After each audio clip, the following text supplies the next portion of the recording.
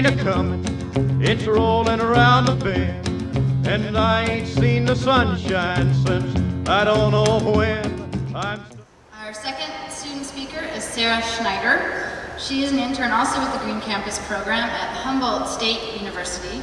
Sarah recently graduated with honors and was the Outstanding Environmental Science Student of the Year at Humboldt State University. She will tell us about her experiences building collaborative relationships with the diversity of campus entities, both administrative and academic.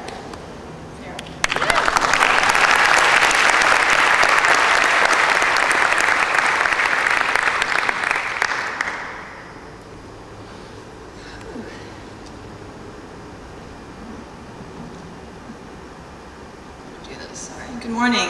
Good morning. First of all, I'd like to thank everybody out there in the audience today for your hard work and your commitment to the sustainability movement in higher education.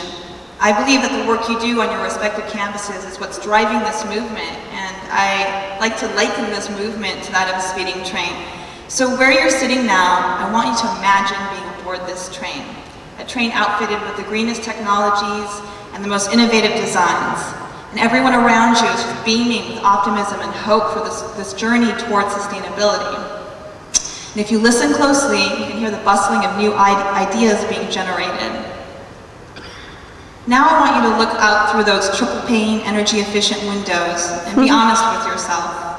What do you see out there? Who do you see? I'll tell you what I see. I see people left back at the train station. I see people walking the streets, driving their cars, unaware of the hardships to come, the hardships that result from doing business as usual. I also see communities of people trapped in an environmental nightmare, forced to live with the impacts of degradation and pollution on a daily basis. These groups of people that I've just described, they didn't hear that conductor's call to board this train. Why is that?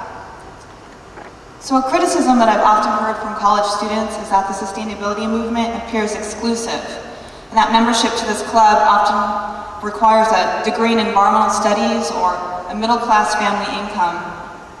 The movement appears basically alien to these groups of people. I believe that it's the responsibility of higher education to do more to address this unintentional exclusivity. When I look at the movement on my own campus, Humboldt State University, I've asked myself, where is the diversity? Why aren't there more people involved? As a student, I witnessed that great divide between student groups, academic departments, and campus operations. I spent 3 years interning with the Alliance to Save Energy's Green Campus program and the Food and Water Watch's Take Back the Tap campaign. And with my team, worked to bring together environmental groups and social justice groups, along with campus staff, faculty, administrators, and other groups, to work on a number of sustainability-themed projects. For example, my team and I worked closely with the Multicultural Center and its affiliate programs to host a number of events that covered topics ranging from the impacts of fossil fuels to the perils of bottled water. By working together, we discovered our common ground, thus reconciling our seemingly different organizational goals. Through this collaboration, we were able to reach more people and build more awareness. And it is this theme that incorporates inclusion through outreach and education that should govern each facet of a university's being. So the institutionalization of sustainability is not a far-fetched notion, otherwise we probably wouldn't be here this morning or at this conference. It is achievable, but with genuine outreach and education. It's achievable with inclusivity. Right now, this train isn't operating at full capacity. I mean, it's keeping its path, it's going forward, but it's not stopping at every station. There are people waiting on the platform, not even aware that this train is in existence. Without more people on board, this train is just going to lose momentum.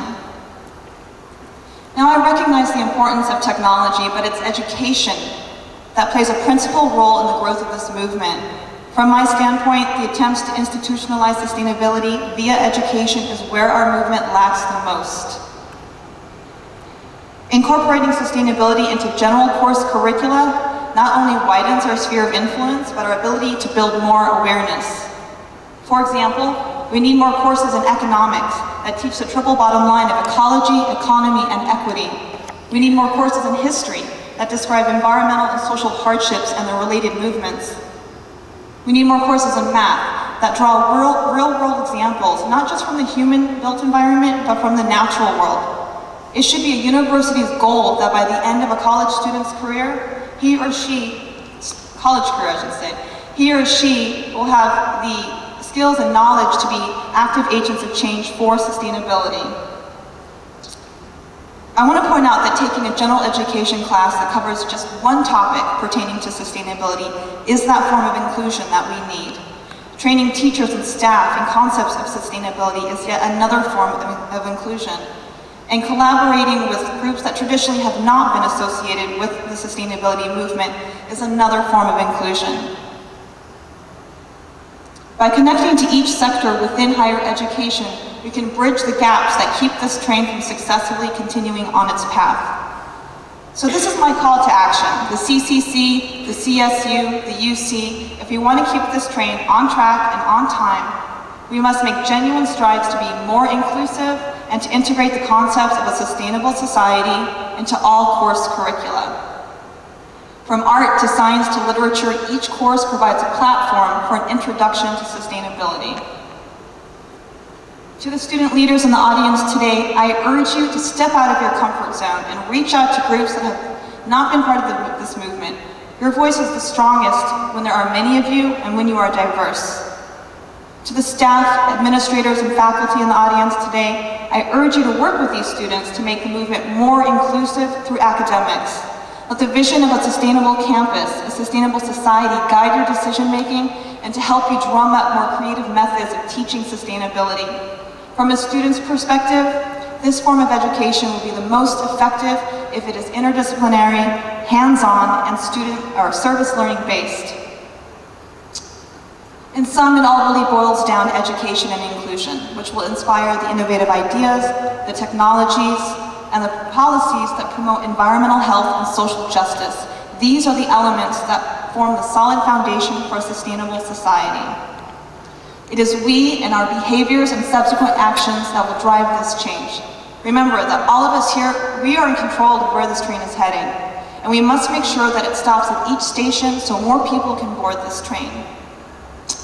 I'd like to end with the words of the late, great Johnny Cash.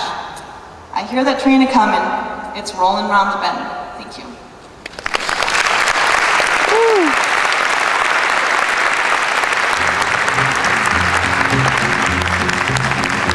And I'd let that lonesome whistle blow my blues